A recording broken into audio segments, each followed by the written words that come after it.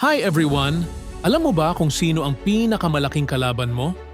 Hindi ibang tao, hindi sitwasyon, kundi sarili mo.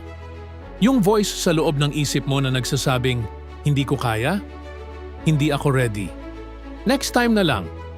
Pero let me tell you this, kung hihintayin mong maging perfect ang lahat bago ka magsimula, baka habang buhay ka na lang maghihintay.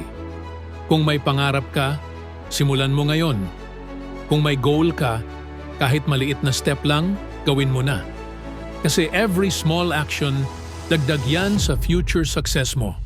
Remember, success is not about being the best right away, it's about being consistent kahit hirap ka pa sa umpisa.